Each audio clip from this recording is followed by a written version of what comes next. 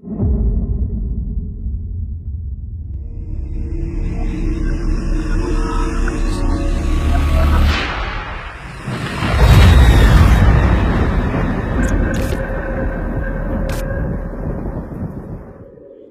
say his name. He can hear you.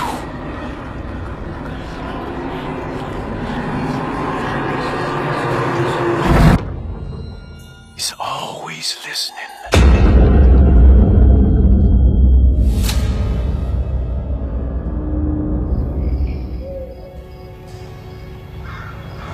Last night I dreamt that my uncle hung himself in the attic, that we were too late. The house looked different, but it was still called Derceto. Definitely a weird place. Feels like I've been here before, I just can't think why. Let's not waste any time, Detective. Yeah, you're right. Let's go get your uncle, Miss Hartwood.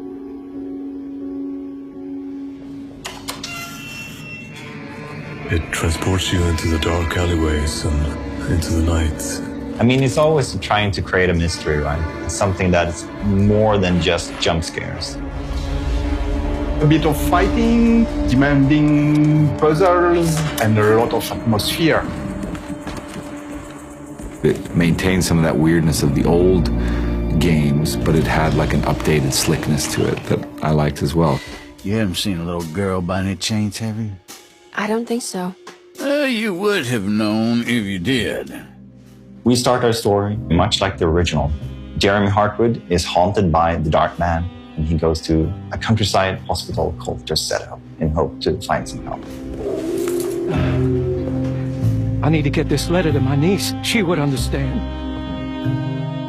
Jeremy sends a disturbing letter to Emily Hartwood, his niece, and it spooks her enough that she hires Detective Edward Carnby to find out what's going on.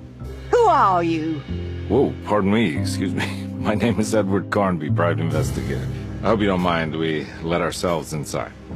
I do mind. We knew early on that we had a character-driven story, so we needed to find some really good actors to make those characters come to life. I knew of past iterations of the game.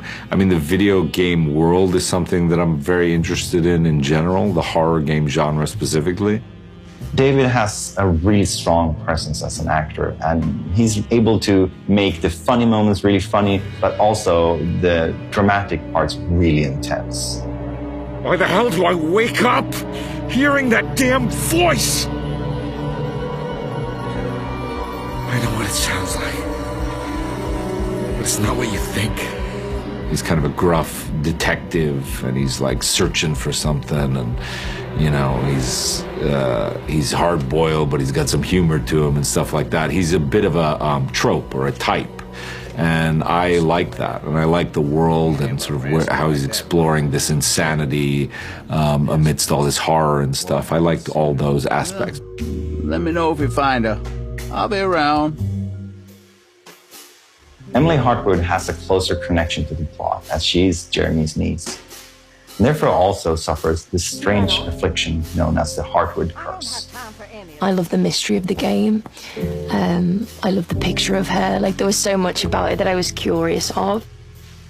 There's a lot of fear within her and a lot of speculation and curiosity and I guess dread, intrigue. Like, there's a lot about her that is kind of on edge.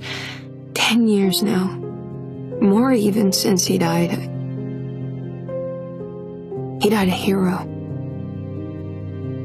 Jodie's a fantastic actress, and she brings a lot of nuance to Emily as a character, and it really makes us sympathize with her.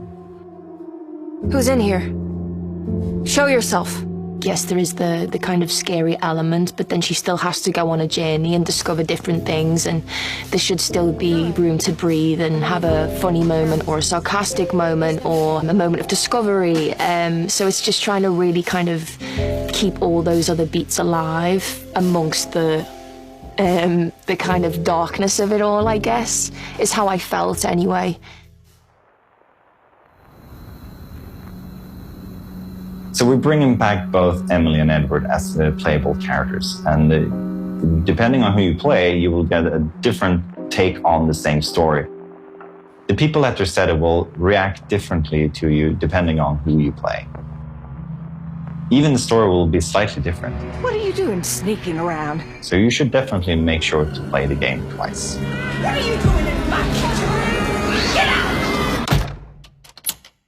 The way that we reimagined the game was basically looking at the original, and it feels like we've been cultivating a seed that was planted 30 years ago, and it has now grown into something even more dark, even more sinister. I remember that with the first Alone in the Dark I made in 1992, we were basically doing something that nobody had done before. It was the first time that we could explore a big mansion, fight monsters, and solve difficult puzzles all in real-time 3D. At the core is a haunted mansion. That's the most important part. It's Derceto, I would say. Feeling that you're trapped inside a kind of small space. Yeah. I used to say back in the old days that it was another character. Yeah, for sure. With all the remakes going on today, you are never sure what you get at the end. I think that Michael and the team at Pieces did a great job preserving the core feeling of the game. They even went further than everything I could expect 30 years ago. It's really an honor to sort of be a part of the franchise in that sense, because it is such a, again, it can't be overstated. It's so special. It was such a new experience. As a fan of the original, I wanted to bring as much as I could into our version. And they might have a slightly different meaning and different reasons to be there, but if you know the old games, you will find a ton of references. Do I know you from somewhere? I remember you, Mr. Conby. I feel the franchise is in good hands now, and I can't wait to play the full game.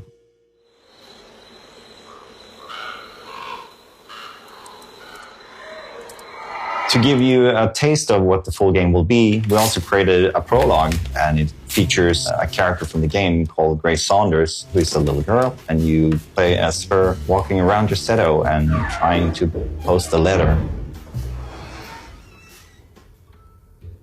The prologue is the first glimpse into the atmosphere and the mood, and of course the story of the full game. So if you want to have a look, go and download it right now.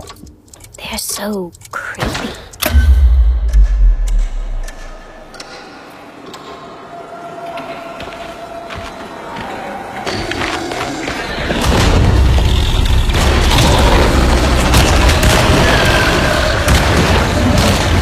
Our combat is intense and tough, and you will need to use every bullet you can find.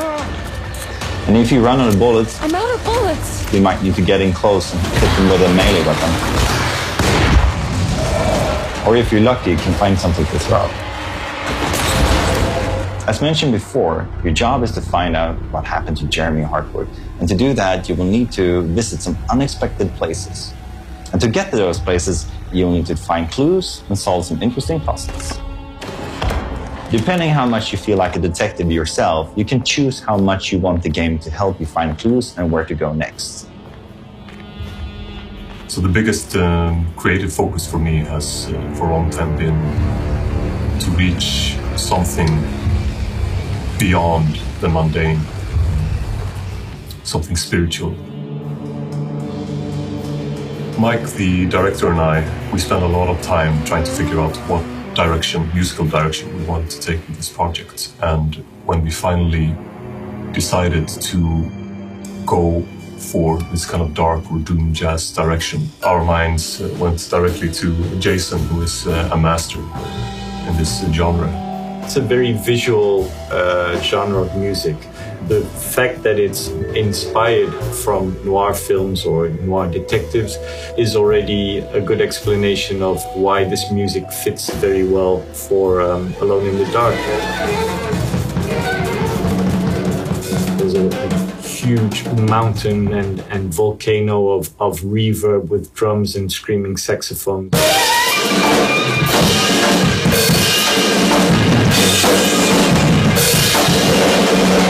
to this explosion of hair rising horror and big chaos.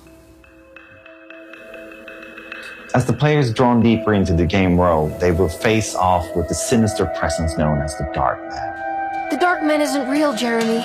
There's nothing he can do to hurt you. How do you think any of this is happening? How do you still not trust my words? Fine. Then let me help. Don't be foolish.